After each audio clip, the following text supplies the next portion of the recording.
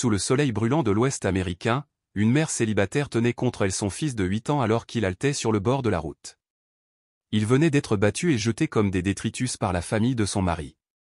Personne ne s'est arrêté. Personne ne s'en souciait. La mort n'était qu'à un battement de cœur. Mais ensuite un étranger s'est arrêté et a déclaré « Certaines personnes meurent dans l'ombre. D'autres survivent comme si elles brûlaient vives sous le soleil. » Le long d'un tronçon désert d'autoroute fédérale dans l'Ouest américain, il n'y avait aucune station-service, aucune maison en vue. Sous la chaleur estivale la plus impitoyable, une mère et son enfant gisaient effondrés au bord de la route. Personne ne s'est arrêté. Personne ne s'est retourné. Seul le vent remuait la poussière rouge, et un appel à l'aide, faible comme un murmure, se perdait dans le sable. Le soleil occidental pesait comme une punition. Les températures ont grimpé au-dessus de 100 degrés Fahrenheit, faisant fondre l'asphalte sous chaque pneu qui passait. Il n'y avait ni ombre, ni au vent, juste de la terre, du gravier et des vents secs soulevant la poussière.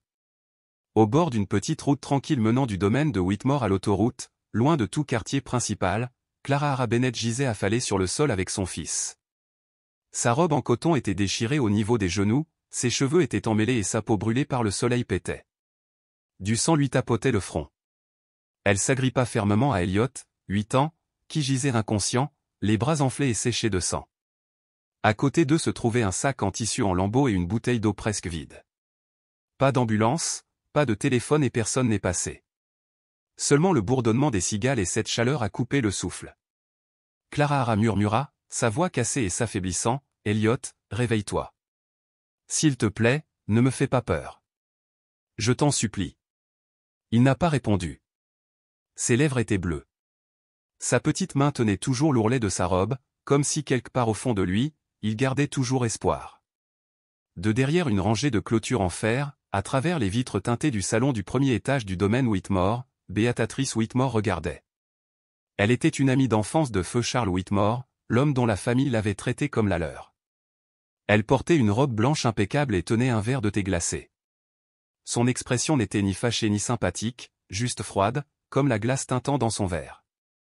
« Elle n'a plus sa place ici », dit une voix d'homme derrière la vitre. Il s'agissait de Percy Langston, l'ami le plus proche de Charles et le conseiller financier de la famille Whitmore. Non loin du portail automatique qui venait de se fermer, Clara était assise sur le trottoir, tenant son enfant dans ses bras. Elle n'a pas levé les yeux.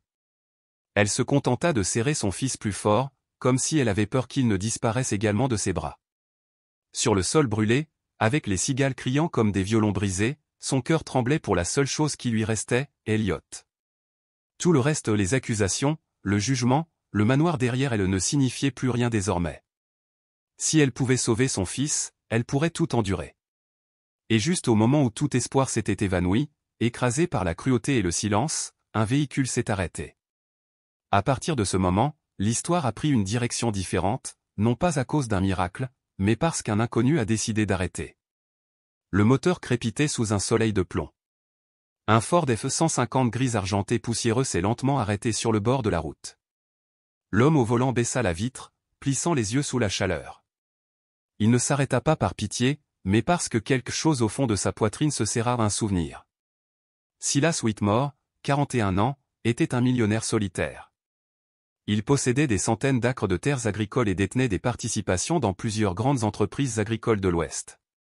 Après avoir perdu sa femme et sa fille dans l'incendie de sa maison, il s'est retiré de la société et a choisi une vie de solitude dans un ranch isolé à la périphérie de la ville. Il évitait les gens et les questions. Puis il la vit, une femme épuisée, berçant un enfant inconscient.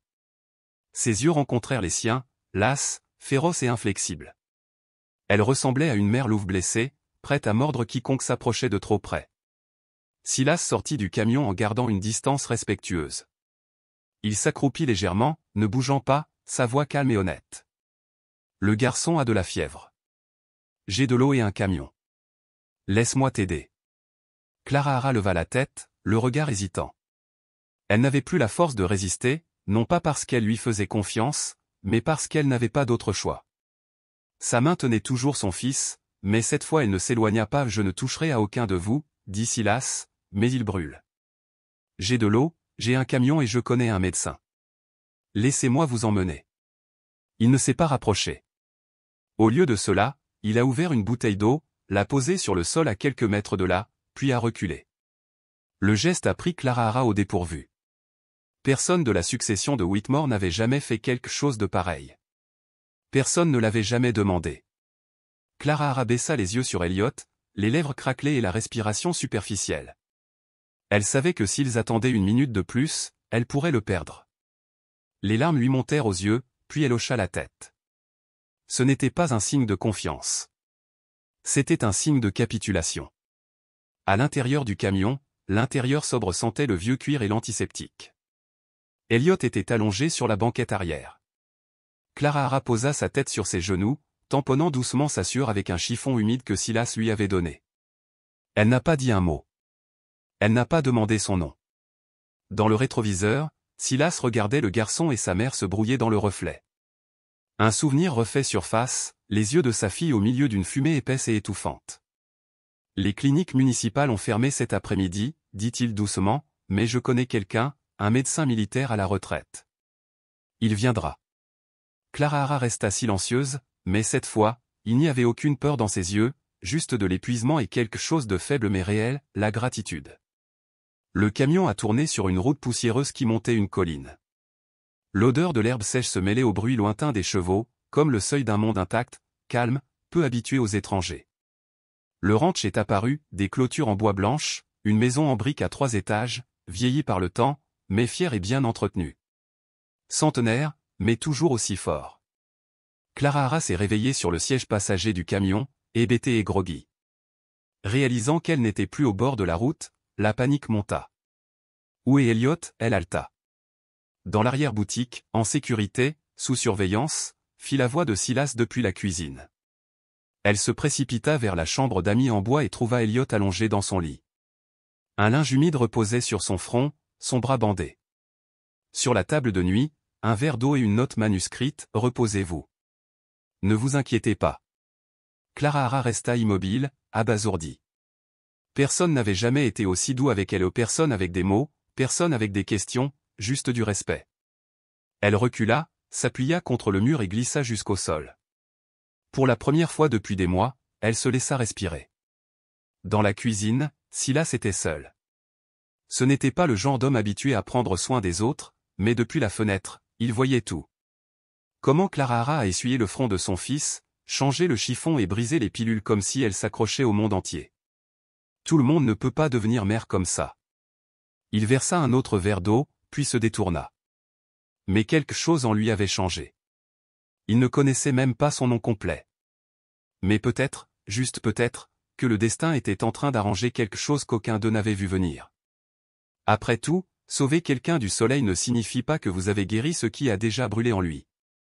Et à l'intérieur de cette maison tranquille, des souvenirs enfouis depuis longtemps commençaient à remuer, et tous n'étaient pas doux. Silas sentit une oppression dans sa gorge. Une douleur sourde s'installa dans sa poitrine. Cela faisait longtemps qu'il ne s'était pas autorisé à se souvenir.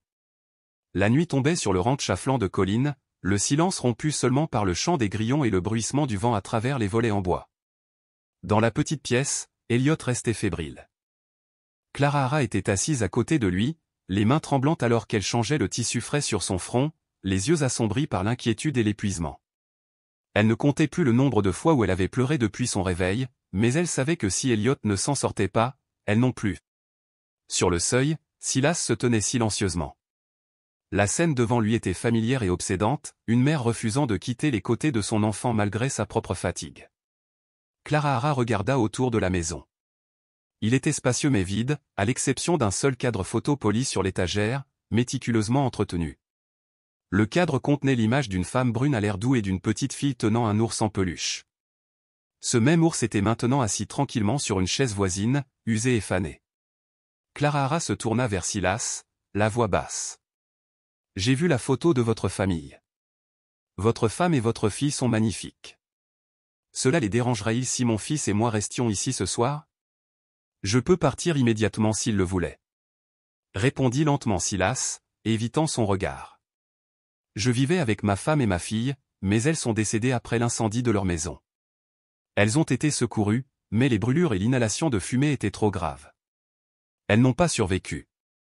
Alors que Clara Hara s'enquit de sa vie solitaire, des souvenirs revinrent, vifs et douloureux, comme s'ils s'étaient produits hier. Ce jour-là, les flammes avaient englouti la maison en bois, projetant une lueur rouge-orangée. Silas a crié leur nom alors que les pompiers le retenaient. Une couverture anti-feu recouvrait un corps gravement brûlé qui était transporté dans une ambulance.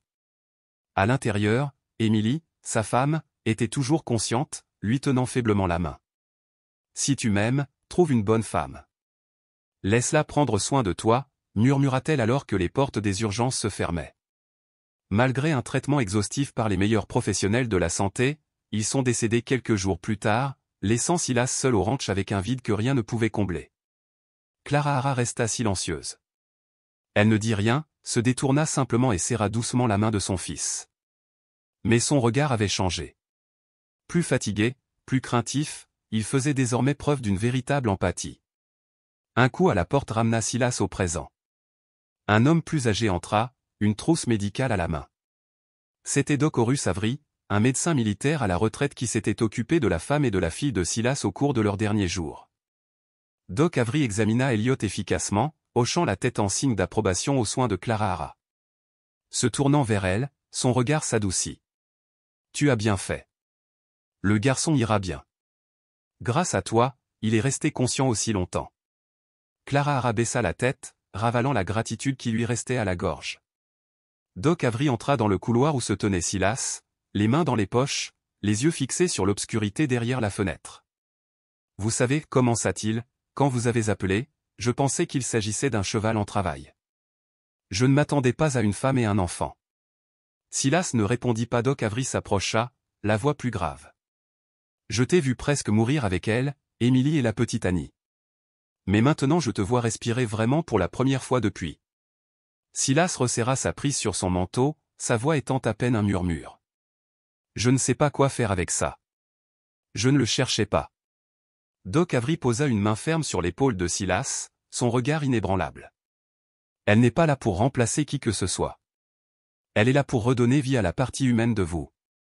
Si vous laissez le passé vous entraîner à nouveau vers le bas, cette fois, personne ne pourra vous en sortir. » Silas se retourna vers la porte ouverte où Clara Hara était assise, la tête appuyée sur le lit, tenant toujours la main de son fils. Cela faisait longtemps que sa maison n'avait pas résonné de voix humaines. Mais pour la première fois, cela ne semblait pas intrusif. C'était suffisamment silencieux pour que les émotions s'éveillent en lui. Le feu peut tout consumeur, mais certains souvenirs et sentiments ne brûlent jamais. Personne ne sait quand les blessures guérissent vraiment, mais une maison remplie de voix, de pas d'enfants, c'est là que les fissures commencent à se réparer. Doucement, lentement mais sincèrement, la lumière du soleil pénétrait à travers les fins rideaux, projetant une lueur chaleureuse sur les vieux meubles que Clara Hara n'avait jamais osé toucher auparavant. Sur la table de nuit, un cadre photo couvert de poussière représentait une famille de 3 personnes. À proximité, un ours en peluche décoloré reposait sur un vieux fauteuil. Un témoin silencieux de l'enfant qui y jouait autrefois. Clara Hara sortit de la pièce en prenant soin de ne pas réveiller son fils. Pieds nus sur le parquet frais, elle observait tranquillement la maison.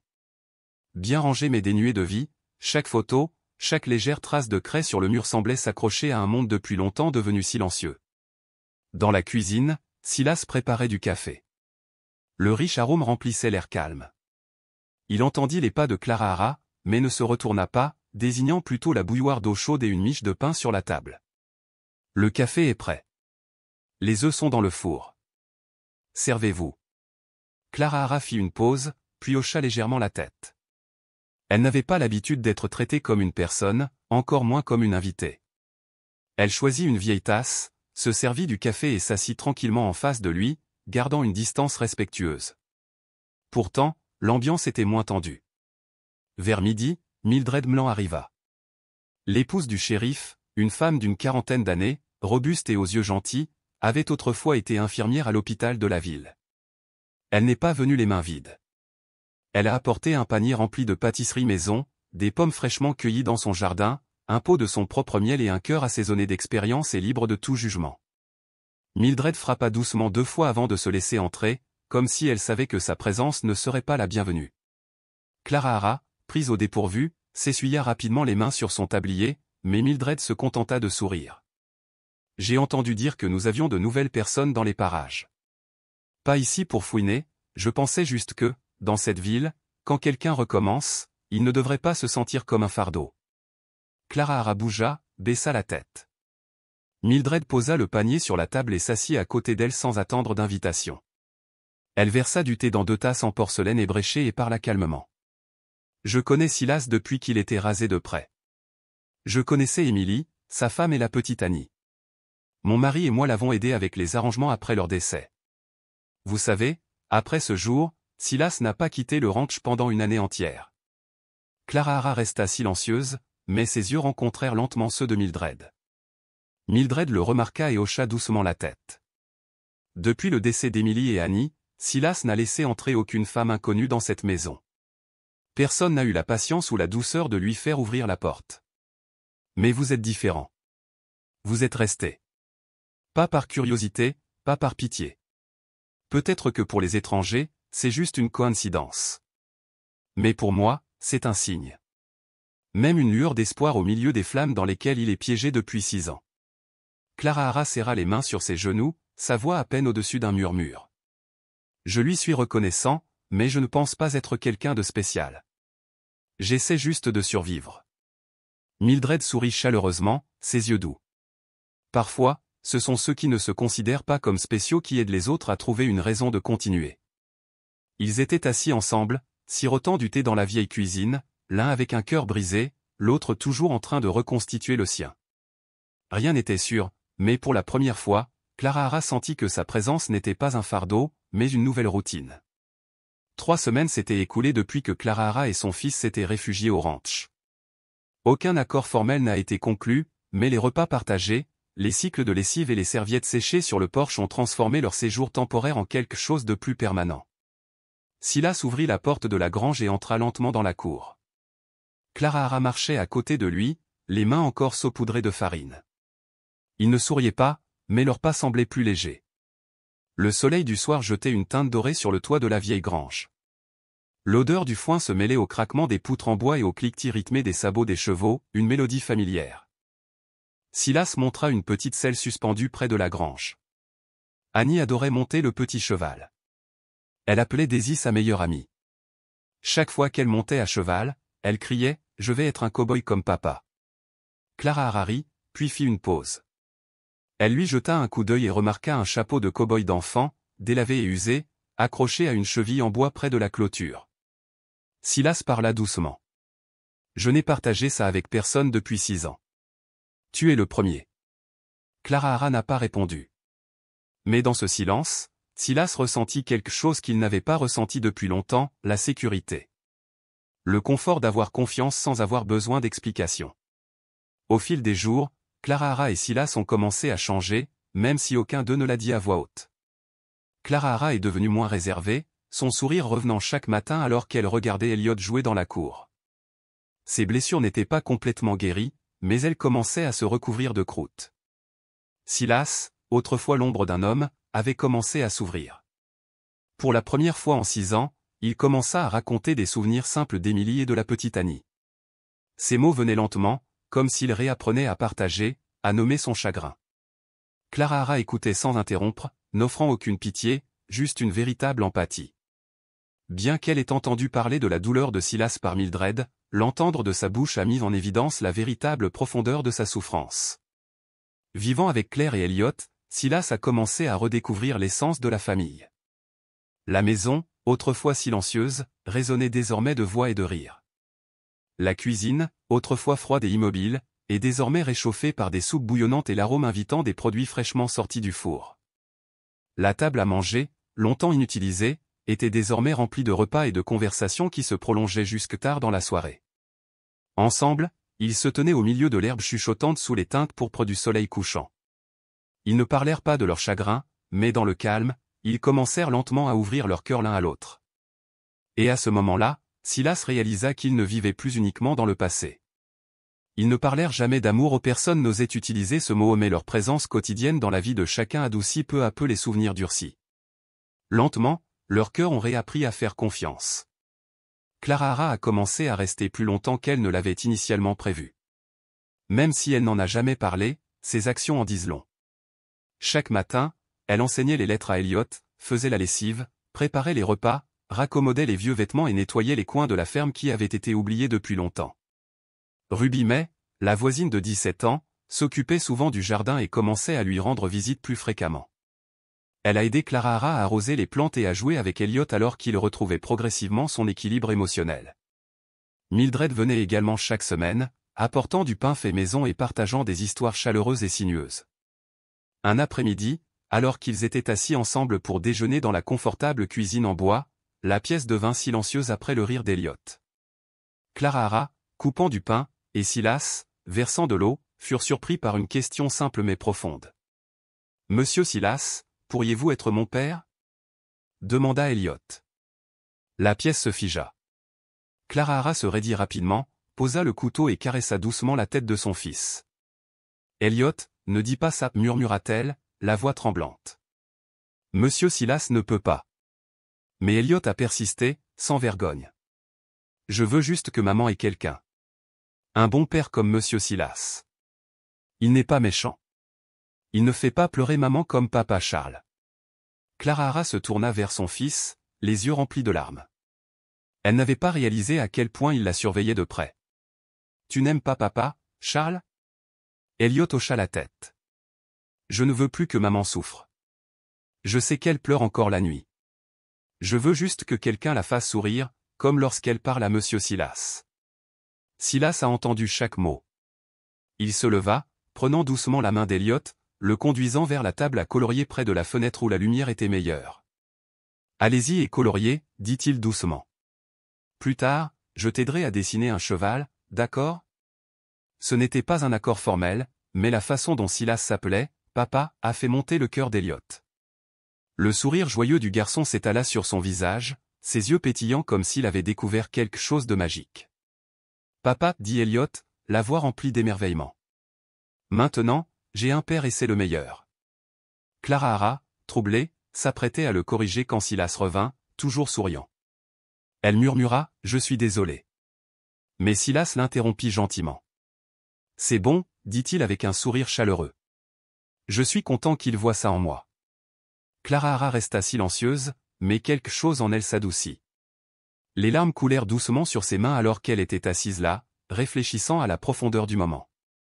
Pour la première fois, Silas a demandé, « Vous ne m'avez jamais dit ce qui s'est passé.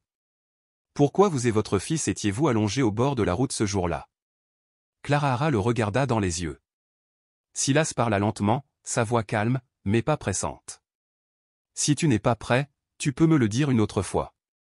Mais si c'est aujourd'hui, je suis là pour t'écouter. » Clara Hara inspira profondément et son histoire commença à se dérouler par fragments, comme une lame émoussée rouvrant une vieille blessure. Elle a parlé de Charles, un mari cruel qui avait manipulé ses finances, lui avait infligé des violences psychologiques et l'avait finalement abandonné après avoir tout pris. Leur mariage manquait d'amour, il s'agissait d'une transaction prestigieuse dans laquelle elle avait été traitée comme un atout nuptial, vivant dans un manoir luxueux mais pleurant en silence sur le sol de la salle de bain chaque nuit. Elle a raconté l'accident de voiture survenu ce jour-là. Charles l'avait appelé, la menaçant alors qu'il était ivre et incontrôlable.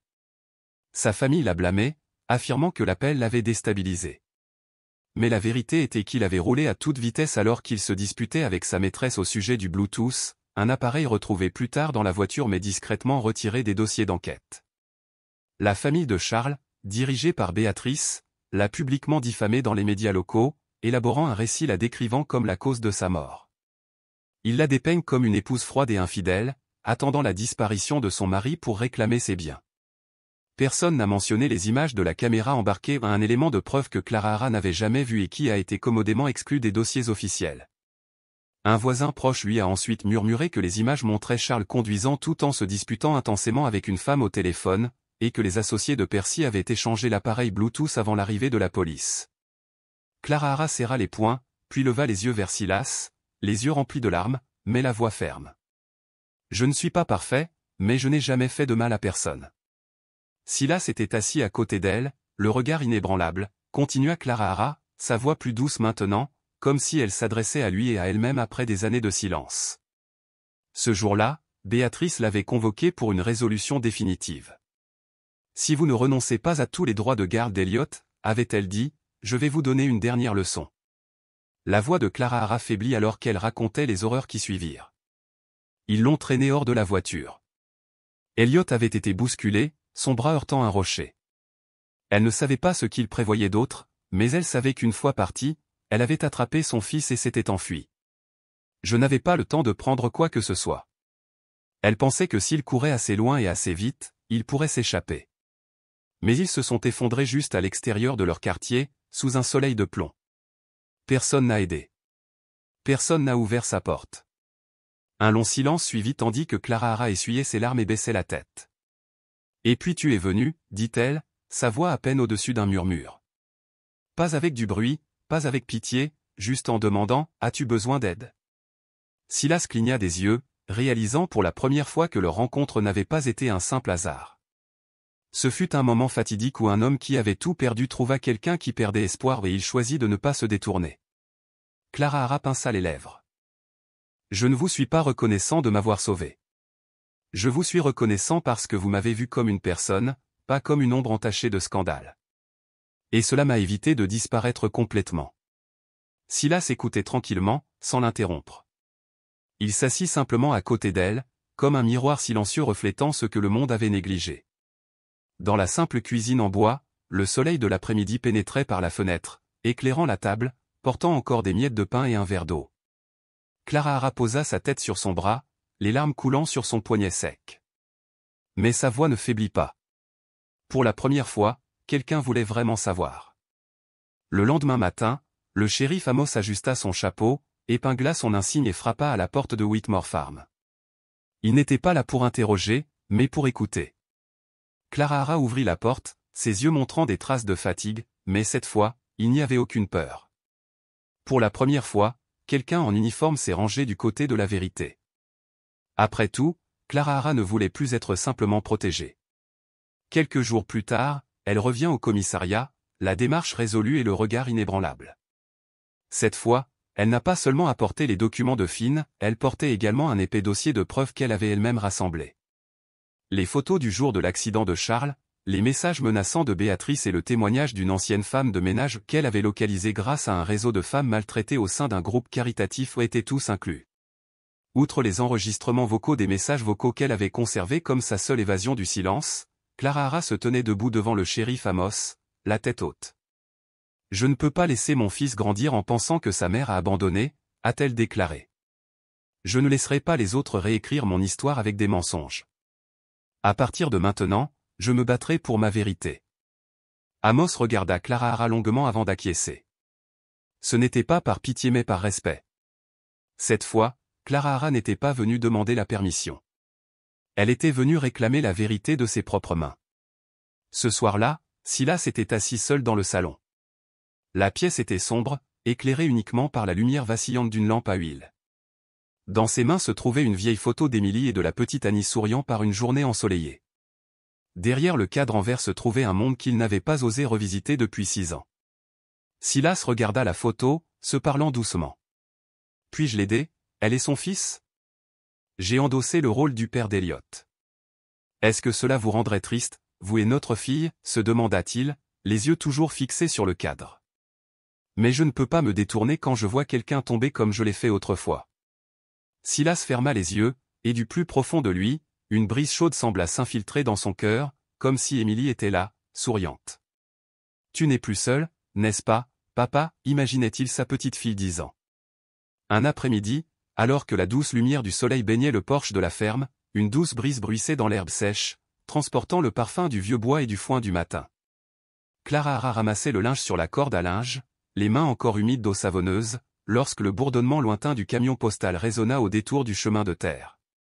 Elle sortit avec la grâce habituelle. La boîte aux lettres en bois patiné craqua lorsqu'elle l'ouvrit. À l'intérieur se trouvaient des publicités froissées, une facture dorée, au milieu, une épaisse enveloppe scellée avec de la cire rouge foncée, portant le sceau du tribunal du comté de Shady Valley. Clara Hara récupéra la lettre, le regard fixé sur le timbre rouge séché. Le vent s'est arrêté et le monde a semblé s'arrêter. Ses mains tremblaient alors qu'elle déchirait le bord du papier. Les mots imprimés en gras sont profonds, pétition pour la garde d'Elliot Bennett déposée par Vivian Whitmore, mère de feu Charles Whitmore. Motif, Clara Hara Bennett jugée inapte à fournir un environnement stable à l'enfant. Clara Hara restait immobile au soleil, le visage pâle. Elle serra la lettre, puis retourna tranquillement dans la maison. À l'intérieur, Elliot dormait sur le canapé, les joues rouges à cause d'une sieste inachevée. Un petit pied sortit de sous une couverture légère. À côté de lui, un verre de lait avait refroidi et un livre de coloriage était ouvert avec des crayons éparpillés. Clara Hara ne dit rien. Elle s'assit doucement à côté de son fils, le berçant comme s'il pouvait disparaître sans son étreinte. Elle baissa la tête et pressa ses lèvres contre son front. Ses mains tremblaient, ses épaules étaient tendues. « J'ai couru toute ma vie », pensa-t-elle. Mais cette fois, sa voix s'étrangla, « Je ne reculerai pas. » Elle plaça une main sur son cœur, sentant un rythme régulier non pas de panique, mais de détermination. Elle n'était plus la femme abandonnée au bord de la route. Cette fois, elle se battrait. Depuis la porte, Silas observait silencieusement. Il revenait tout juste des écuries, le manteau poussiéreux, les gants de cuir à la main. Il ne parlait pas, observant la mère et l'enfant. Ses yeux reflétaient quelque chose à la fois ancien et profondément nouveau. Puis il entra, son regard posé brièvement sur la lettre ouverte posée sur la table. Dans cette pièce silencieuse, aucun mot n'était échangé, mais dans les yeux de Silas, dans la respiration retenue de Clara Hara et dans la petite étreinte d'Elliot, quelque chose avait commencé à changer. Personne ne tomberait à nouveau et personne ne resterait seul. Quelques jours plus tard, au palais de justice du comté de Shady Valley, Clara Hara est apparue avec ses cheveux soigneusement attachés, son visage calme et ses yeux clairs non pas par confiance, mais pour la première fois, armés de vérité.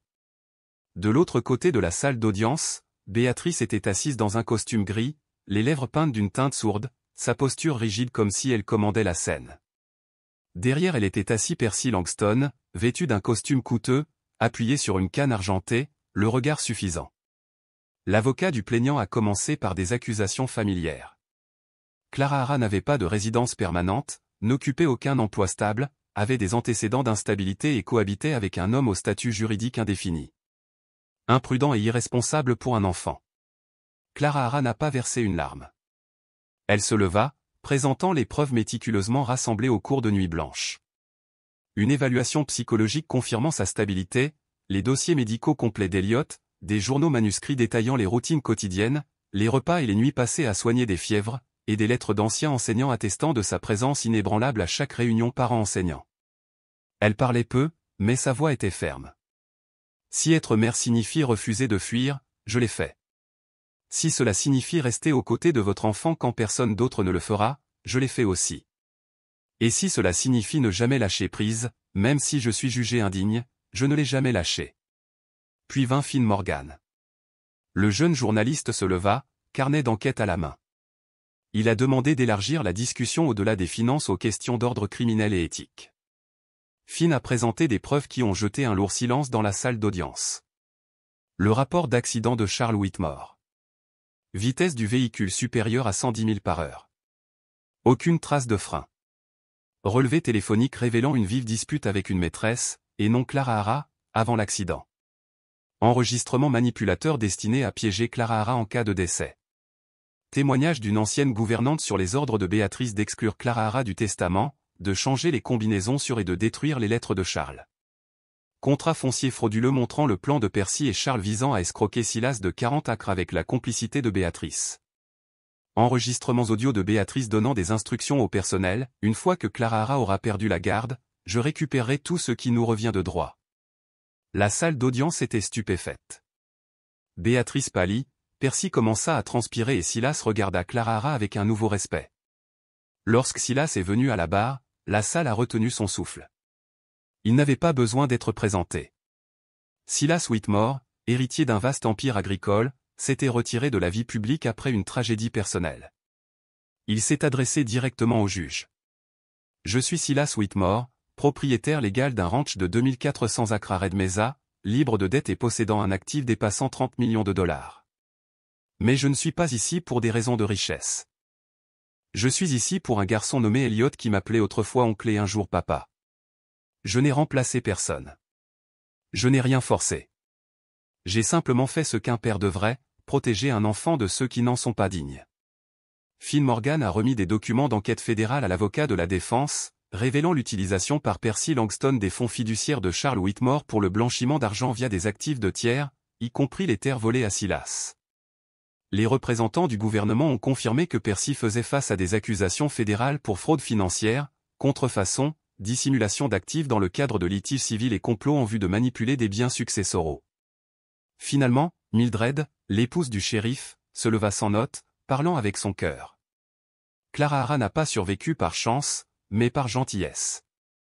Je n'ai jamais vu quelqu'un s'accrocher à son enfant avec une telle détermination. Si Clara Hara n'est pas jugée apte à être mère, alors personne ne l'est. Après avoir examiné tous les témoignages, le juge a rendu le verdict sans longue délibération. Le tribunal décide que Clara Hara Bennett restera la seule tutrice légale d'Elliot Bennett.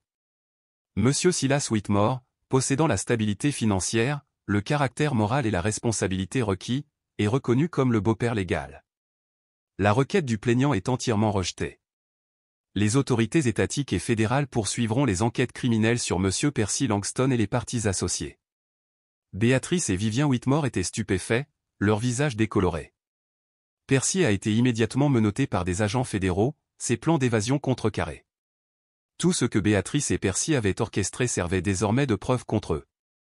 La salle d'audience tomba dans un profond silence, comme si le monde entier retenait son souffle. Puis Clara Hara s'est effondrée. Avant que ses genoux ne touchent le parquet froid, Silas se précipita en avant, la rattrapant dans ses bras. Son bras fort s'enroula autour de son dos tandis que sa grande main berçait doucement sa nuque comme s'il avait peur qu'elle puisse disparaître. Elle ne s'était pas évanouie. Elle expira profondément, son corps libérant le poids d'années de fardeau. Clara Hara leva les yeux vers Silas, les yeux cerclés de rouge mais secs. Pour la première fois, son regard ne contenait aucune peur, aucune défense, seulement la vulnérabilité brute d'une femme qui était revenue du gouffre. « Je l'ai fait » murmura-t-elle, sa voix tremblante d'un rire doux, presque en larmes. « Je n'ai pas abandonné. Pour la première fois de ma vie, je me suis défendue, pour Elliot. » Silas ne dit rien. Il hocha légèrement la tête, sa main serrant doucement son épaule. Cet homme n'avait jamais fait de grandes promesses, et pourtant il avait toujours été là, inébranlable, présent, digne de confiance. Clara Hara posa sa main sur son cœur, la voix tremblante. « Merci. Sans vous, mon fils et moi ne serions pas là. Vous ne nous avez pas seulement sauvé la vie. Vous avez ravivé la partie de moi que je pensais perdue. » Elle posa son front contre son épaule, se laissant vulnérable, non par peur, mais parce qu'elle se sentait enfin en sécurité. La salle d'audience est restée silencieuse, non pas par choc, mais par profond respect. Il ne s'agissait plus simplement d'une simple procédure judiciaire. C'est le moment où une mère célibataire a récupéré sa vie, sa dignité et sa chance d'aimer à nouveau. Depuis la dernière rangée, Elliot sprintait vers eux. Silas relâcha un bras pour embrasser le garçon. Tous les trois se tenaient étroitement, entourés de spectateurs silencieux. Pas par pitié, mais par honneur. Dans cette pièce, personne n'en doutait. Elle était mère. C'était un père. Et ensemble, ils formaient une vraie famille. Le procès était terminé, mais pour cette famille, ce n'était que le début. Dans un monde autrefois froid, les cœurs chaleureux ont survécu. Et grâce à eux, les gens se sont redécouverts, non pas comme des personnages de tragédie, mais comme des témoignages vivants de la plus belle vérité, la Renaissance. Cet après-midi-là, alors que le procès se terminait, une douce pluie commença à tomber, son parfum se mêlant à celui de l'herbe sauvage, comme pour nettoyer les restes d'un chapitre passé. Sur le chemin du retour, Clara Hara resta silencieuse. Mais ce n'était pas le silence de l'inquiétude.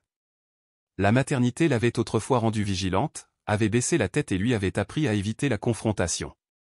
Maintenant, elle était assise à côté de Silas, le dos droit, les yeux fixés par la fenêtre, sa main tenant fermement le petit d'Elliot alors qu'il dormait paisiblement sur ses genoux. Ce silence était comme une paix retrouvée. De retour à la ferme, le dîner était préparé non pas par obligation, mais dans un lieu de partage. Silas essuya le poêle. Elliot lavait les légumes et Clara Hara se tenait devant la cuisinière et faisait sauter le repas. Pour la première fois, elle ne cachait pas ses émotions en regardant Silas. Son regard était direct, sans surveillance et sincère, le regard d'une femme qui avait appris à vivre authentiquement. Après le dîner, Silas sortit de la cuisine avec 2 verres de vin rouge, un léger pull du cachemire drapé sur ses épaules. Il tendit un verre à Clara Hara, les yeux calmes et fermes. « Pas pour se saouler, dit-il, juste pour se souvenir. Nous sommes toujours en vie. » Clara Hara accepta le verre mais ne but pas. Elle le regardait profondément, directement, sans barrière. Avant, je pensais que l'amour était un luxe, comme les belles maisons ou les robes que je n'osais jamais toucher, dit-elle doucement. Mais il s'avère que le véritable amour ne vient pas de quelqu'un qui a quelque chose à offrir, mais de quelqu'un prêt à s'asseoir à vos côtés quand vous n'avez rien. Silas posa son verre sur le rebord de la fenêtre, hochant doucement la tête. J'ai tout, un terrain, des actions, des voitures dans le garage, je ne manque pas d'argent. Mais depuis 6 ans, je vis dans une maison de 4000 pieds carrés où personne ne me demandait si j'avais mangé ce jour-là. Il se tourna vers Clara Hara, le ton sincère. Je n'ai pas besoin de quelqu'un pour prendre soin de moi. J'ai besoin de quelqu'un avec qui je peux être réel. Et depuis que tu es arrivé, cette maison se sent pour la première fois vraiment vivante. Clara Hara resserra sa prise sur le verre à vin, ses yeux commençant à briller. Pas à cause du vin, mais parce qu'elle n'avait jamais entendu un homme parler de sa présence de cette manière, non pas comme quelqu'un ayant besoin d'aide, mais comme quelqu'un digne d'être là, tout comme elle. J'ai peur de l'amour parce que c'est dans l'amour que les gens peuvent se faire le plus de mal, a-t-elle murmuré. Mais maintenant, je comprends que le véritable amour ne consiste pas à trouver quelqu'un de parfait. Il s'agit de trouver quelqu'un qui peut s'asseoir à vos côtés lorsque vous êtes brisé et ne pas vous en aller. Silas s'approcha, sans hâte, sans fanfare. Il tendit la main, d'un geste calme et ferme, non pas comme une proposition, mais comme une promesse silencieuse. Clara Hara regarda sa main.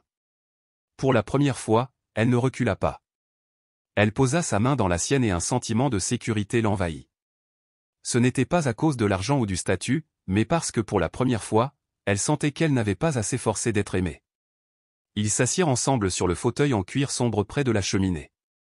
Il n'y avait pas de baiser, pas de musique, juste une douce soirée de printemps, le crépitement du bois, et 2 personnes, qui avaient tout perdu autrefois, trouvent maintenant du réconfort l'une dans l'autre. Clara Hara posa sa tête sur l'épaule de Silu, sa voix étant un murmure. C'est la première fois que j'ai osé vivre honnêtement, a-t-elle déclaré. Tu ne m'as pas sauvé. Tu m'as rappelé que je mérite de continuer à vivre. Silu lui serra doucement l'épaule, son regard s'adoucissant. Et tu m'as fait croire que cette maison n'a pas besoin d'une autre peinture coûteuse. Elle a besoin de rire et de quelqu'un pour allumer la lampe avant le dîner. Quelques semaines plus tard, alors que les tempêtes s'apaisaient, Silas chassa tranquillement Clara Hara et Elliot de la ferme, le long d'un chemin sinueux menant à la colline derrière les vieux pins. Au point culminant se trouvait un petit cimetière serein, où reposaient côte à côte 2 tombes en pierre blanche, Emily Whitmore et la petite Annie. L'herbe sauvage avait été coupée par Silas, et un nouveau bouquet de fleurs sauvages, encore rosées, y avait été déposé. Silas s'agenouilla devant la pierre tombale et ôta son chapeau. Il n'a pas pleuré. Il regarda simplement longuement les noms gravés, comme s'il parlait avec son âme plutôt qu'avec des mots. Puis il posa sa main sur la pierre, sa voix étranglée mais ferme. J'ai trouvé quelqu'un de digne, Émilie. Quelqu'un de courageux qui n'abandonne pas, qui n'est pas prétentieux, quelqu'un avec qui je peux mettre ta main dans la sienne et tu n'auras plus à t'inquiéter de loin.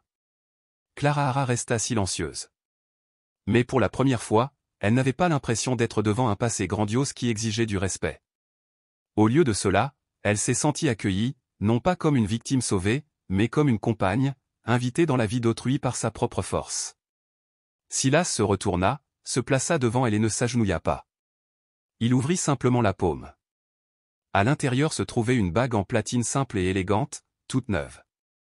La vieille bague que j'ai laissée à la main d'Émilie parce que c'était une promesse des jours passés. Et ceci, c'est pour les jours à venir. Si tu es prête. Clara Hara hocha la tête, sans rien dire, mais ses yeux exprimaient 1000 mots. Je suis prêt. Non pas parce que je suis aimé, mais parce que je veux aimer à nouveau. Alors Clara Hara s'avança. Elle se tenait devant la pierre tombale, tenant fermement la main d'Elliot. Une douce brise bruissait dans les pins derrière, le parfum de lavande se mêlant à la douce lumière du soleil de l'après-midi. Clara Hara baissa la tête, sa voix inébranlable, ferme comme la pierre. Je sais que je ne peux pas te remplacer, mais si tu regardes depuis quelque part, j'espère que tu es en paix. Je n'effacerai pas les souvenirs de Silas et Annie.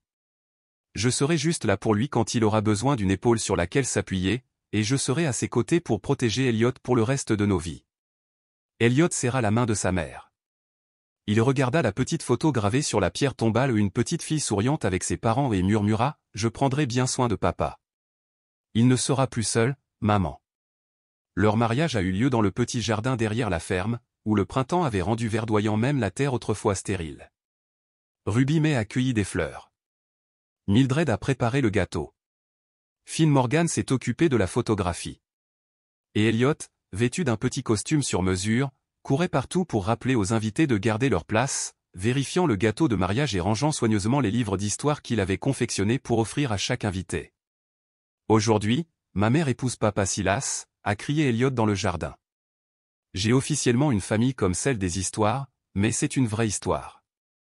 Clara Hara regarda son fils, des larmes coulant doucement sur son visage, non pas à cause de l'émotion, mais à cause de quelque chose qui réparait son cœur. Pour la première fois de sa vie, elle se considère comme une femme heureuse. La cérémonie a été présidée par le révérend Elia Burns, le pasteur âgé de la ville, aux cheveux argentés et aux yeux doux. Il posa ses mains sur leur tête, sa voix chaude et ferme. Personne ne vit éternellement dans le passé. Mais ceux qui savent avancer avec gratitude ont toujours un endroit paisible où retourner aujourd'hui. Vous ne vous mariez pas pour commencer, mais pour continuer avec ce que votre cœur a compris depuis longtemps. Une fin d'après-midi, alors que Clara Hara désherbait le jardin, Béatrice Whitmore arriva, sa robe froissée, les yeux enfoncés, les pas incertains, sans garde du corps, sans lunettes de soleil, juste une femme épuisée face au passé qu'elle avait jadis obscurci de ses propres mains. « J'avais tort », murmura-t-elle. « J'étais jaloux de toi, de la façon dont Charles te regardait, et j'ai laissé l'envie me rendre cruelle. Je suis désolé de vous avoir poussé, vous et votre fils, hors de la vie qui aurait dû vous appartenir. Tante Vivian Whitmore vous présente également ses excuses. Elle se sent indigne de vous affronter, vous et votre fils, mais elle espère votre pardon. » Clara Hara resta silencieuse.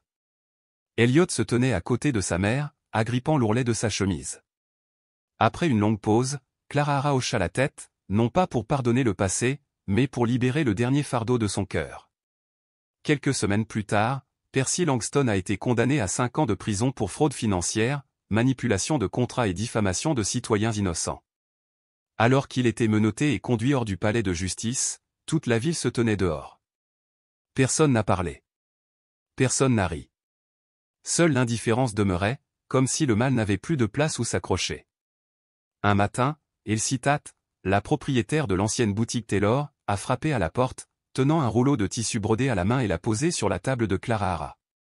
Pas de mots d'excuse, mais ses yeux s'adoucirent pour la première fois. En eux, des excuses silencieuses et sincères de la part de quelqu'un qui avait appris le remords. Clara Hara sourit doucement. « Je suis reconnaissant. Non pas parce que les gens ont changé, mais parce que je ne suis plus défini par le passé. » 2 ans plus tard, la ferme Whitmore, désormais affectueusement appelée Sunrise Ranch, brillait sous le soleil de juin. La maison en briques rouges ne semblait plus vide. Chaque matin, des rires résonnaient dans la cuisine, le grésillement de l'huile dans la poêle et de petits pas courant dans les couloirs. Dans une salle de classe reconvertie en ancienne remise à outils, Clara Hara, vêtue d'une simple robe longue, les cheveux soigneusement attachés, a écrit les premières lettres au tableau. Devant elle était assis près d'une vingtaine d'enfants, pour la plupart issus de familles ouvrières du quartier ou n'ayant jamais été scolarisés convenablement. Elle se retourna en souriant gentiment.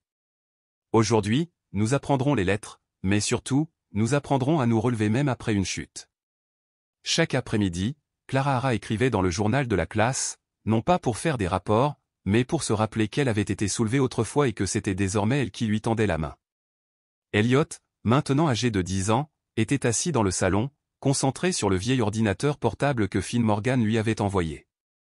Sa dernière nouvelle s'intitulait « L'homme qui a planté de l'herbe mais a fondé une famille ». Il l'imprima, le rangea dans un dossier et le tendit à sa mère. « Je veux que papa Silas le lise en premier.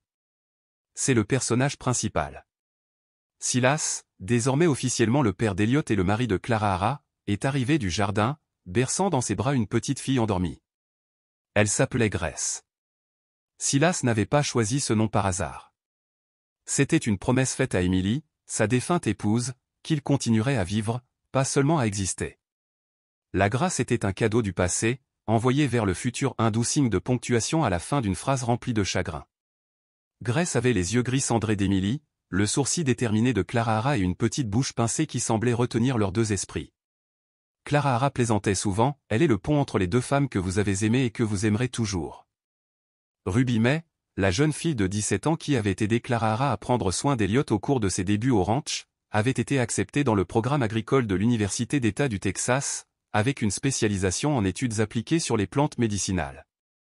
Le jour où elle a reçu sa lettre d'acceptation, elle a couru chez elle en sanglotant dans les bras de Clara Hara. « Je l'ai fait parce que tu croyais en moi. » Mildred les serra tous les deux dans ses bras, les yeux embués, tout comme Clara Hara le faisait autrefois lorsque personne ne croyait en elle. Un matin frais, Silas se tenait sous le porche, Grace nichée dans ses bras, regardant Clara Hara accrocher la pancarte « École communautaire de Whitmore » sur le portail en bois. Il se tourna vers sa fille. « Tu sais, ta mère est la femme la plus forte que j'ai jamais rencontrée. Non pas parce qu'elle n'a pas peur, mais parce qu'elle fait face à ses peurs et pardonne. » Grace roucoulait doucement dans son sommeil. Elliot se précipita dehors, tenant une pile d'histoires à la main. « Papa, maman, je pense que je vais participer à un concours avec mon histoire. » Finn dit, « Écrire avec le cœur suffit. » Clara Hara a embrassé son fils. Silas les entoura tous les deux de ses bras, et là, sous le soleil doré de l'ouest, une famille autrefois brisée se tenait plus forte que jamais. Le temps a passé, mais il n'a pas effacé ce qui était réel. Chaque personne dans cette histoire portait ses cicatrices, choisissant de vivre avec elles comme une étape précieuse de son voyage. Et à partir d'anciennes blessures, un nouveau monde a été réécrit avec gentillesse et vérité. La vie ne nous promet jamais l'équité, mais elle nous offre toujours le choix de décider comment nous relever après avoir été renversés. Clara Hara Bennett n'était autrefois que l'ombre d'elle-même, une mère célibataire, blessée, calomniée, chassée du foyer qu'elle appelait autrefois sa famille. Mais au lieu de s'effondrer, elle se tenait debout. Pas par vengeance, mais avec résilience. Non pas pour vaincre qui que ce soit, mais pour se sauver elle-même et son fils. Silas Whitmore, un homme riche hanté par son passé, autrefois convaincu que l'amour n'arrive qu'une fois dans la vie, a rouvert son cœur, non pas parce qu'il avait besoin de quelqu'un pour remplir sa maison, mais parce qu'il avait besoin d'une raison pour vivre sans culpabilité. Elliot, un garçon retrouvé inconscient au bord de la route sous un soleil de plomb, a grandi entouré d'amour, de lumière et de la conviction que la famille n'est pas l'endroit où l'on est, mais l'endroit où l'on choisit de marcher ensemble. Ceux qui ont semé la douleur en ont subi les conséquences. Ceux qui se sont repentis ont trouvé le pardon. Et ceux qui sont restés gentils, même lorsqu'ils ont été incompris et abandonnés, ont finalement été récompensés par quelque chose de plus précieux que la justice, la renaissance. Ce monde ne manque pas d'obscurité. Mais si vous êtes gentil, honnête et courageux, même si cela prend du temps, la lumière viendra. Et quand c'est le cas, cela n'éclaire pas seulement votre vie. Il guide ceux qui sont perdus. Vous pensiez que l'histoire était terminée, mais en réalité, les histoires de gentillesse ne finissent jamais. Ils vivent comme un enfant grandit et écrit des lettres à sa mère, comme une famille autrefois brisée se réunit encore à l'aube. 10 ans plus tard, une lettre d'Elliot à sa mère, le 12 mai, mon 28e anniversaire à Sunfield Farm, la pièce avec la fenêtre orientée à l'est où tu plaçais toujours un pot de lavande chaque matin. Chère maman, aujourd'hui, je suis assis ici à regarder le soleil passer à travers les rideaux, l'odeur des gaufres s'échappant de la cuisine en dessous, comme dans mon enfance. Moi. La famille n'est pas l'endroit où tu es né. C'est là que tu es aimé. Je n'écris pas cette lettre pour une occasion spéciale. J'écris parce qu'après toutes ces années, il y a encore tellement de choses que j'ai envie de dire. Des choses que j'étais trop jeune pour comprendre à l'époque et trop hésitant à exprimer une fois que je l'ai fait. Je me souviens que quand j'avais 8 ans, les gens vous traitaient de fardeau, de destructeur de ménage, de femme dangereuse à éviter. Ils te regardaient comme si tu étais une tâche. Et moi, la conséquence d'une erreur. Ils ne savaient pas que c'était leurs préjugés qui avaient failli nous détruire. Vous n'avez pas riposté. Tu n'as pas crié. Tu m'as juste serré contre toi, tu as essuyé mes fièvres, tu as nettoyé chaque recoin de cette maison inconnue avec des ampoules aux mains et tu as quand même dit, je vais bien tant que tu respires. À l'époque, je ne comprenais pas pourquoi tu ne te défendais pas. Maintenant je le fais. Vous n'aviez pas besoin d'élever la voix parce que vous avez choisi la gentillesse. Et les gens gentils n'ont pas besoin de crier pour se faire entendre. En grandissant et en allant à l'école, j'étais toujours le fils de la femme qui a perdu la garde et qui gisait autrefois sur le bord de la route comme un mendiant. Mais je n'avais pas honte parce qu'à la maison je te voyais m'apprendre à épeler avec de vieux livres, raccommoder des chemises déchirées avec une aiguille cassée, cuisiner du porridge avec des ignames du jardin. Et toujours en souriant, tu disais, il nous manque peut-être beaucoup de choses, mais nous ne manquons jamais de caractère. À 18 ans, je suis entré à l'université pour étudier la littérature. Vous avez vendu votre vieille machine à coudre, le seul cadeau de mariage qui vous restait, pour m'acheter un ordinateur portable d'occasion. Vous avez dit, n'écrivez pas ma vie comme une tragédie. Écrivez-la comme une preuve. Tu ne voulais pas de pitié. Vous vouliez être perçu comme quelqu'un qui s'est levé et a choisi d'aimer à nouveau alors que vous aviez parfaitement le droit de haïr le monde. J'ai fait ce que vous m'avez demandé, et aujourd'hui, lors de la réunion des 10 ans de l'école communautaire de Whitmore, je me suis levé et j'ai lu le premier essai que j'ai jamais écrit sur vous. Ma mère était une femme chassée d'un monde bienveillant, mais elle en a construit un meilleur en retour. Là-bas, les enfants autrefois négligés ont appris à lire, à écrire et à croire qu'il n'était jamais la faute de personne. Maman, Grace, ma petite sœur, a maintenant 10 ans. Elle est encore plus espiègle et intelligente que moi. Mais chaque fois que je demande, qui aimes-tu le plus? Elle te serre toujours le cou et dit, maman, parce que tu es un super-héros. Tu as sauvé le monde et notre famille aussi. Je souris juste. Parce que même dans ces simples mots, elle a raison. Vous avez sauvé le monde. Au moins notre monde, le mien, celui de Silas, et tous les enfants autrefois abandonnés qui apprennent désormais sous le toit de votre école communautaire. Maman, j'étais autrefois une enfant abandonnée au bord de la route. Mais aujourd'hui, je suis un homme debout au soleil, la tête haute. Tout cela grâce à vous. J'avais peur de te perdre, peur que quelqu'un t'enlève comme il l'avait déjà essayé. Mais maintenant, je n'ai plus peur parce que tu m'as appris quelque chose que personne ne pourra jamais accepter, le respect de soi, la gentillesse et le courage de ne pas devenir une victime même lorsqu'on est blessé. Chère maman, s'il y a une dernière chose que je veux dire dans cette lettre, c'est celle-ci, merci non seulement d'être ma mère, mais d'être l'âme bienveillante qui croit toujours que la vérité trouve toujours sa voie. Si quelqu'un me demande qui j'aspire à être, je n'hésiterai pas. Je vais répondre, je veux être une mère comme la mienne, même si je suis un homme. Votre fils, celui que vous avez sauvé de votre vie, et qui veut maintenant vivre digne de cet amour. Elliot Bennett Whitmore, celui qui porte ton nom et qui en est fier. Elliot plia la lettre et la plaça dans un petit cadre en bois à côté de son bureau, à côté d'une photo de sa mère souriant au soleil. Dehors, Clara Hara, assise sur un vieux banc en bois, tricotait une écharpe pour l'hiver à venir. Silas tenait une tasse de thé chaud, assis à côté d'elle. La petite maison, autrefois refuge, était désormais une véritable maison. Personne n'a mentionné la salle d'audience. Personne n'a parlé du passé. Mais dans chaque cœur, il y avait quelque chose de jamais oublié. La gentillesse les avait sauvés. La résilience les avait guidés. Et la vérité, bien qu'une fois enterrée, avait finalement été dite. Et si vous lisez ceci maintenant, toujours à l'écoute, toujours ému, toujours assis en silence parce que quelque chose en vous résonne, alors peut-être êtes-vous la personne même à qui cette histoire était destinée. Si vous avez déjà pleuré sans être vu, si vous êtes déjà tombé sans aucune main pour vous rattraper, si vous êtes déjà resté silencieux parce qu'il n'y avait plus personne à qui faire confiance, alors s'il vous plaît, ne partez pas tranquillement. Partagez cette histoire, non pas parce qu'elle est bien écrite, mais parce qu'elle est réelle. Non pas pour raconter l'histoire de Clara Hara, mais pour vous rappeler que nous avons tous été une Clara Hara fragile, épuisée, mais toujours en train d'aller de l'avant. Si vous avez une histoire encore inédite, envoyez-la. Même si ce ne sont que quelques lignes, une cicatrice, une peur, j'écouterai. Non pas pour juger, mais pour marcher avec vous.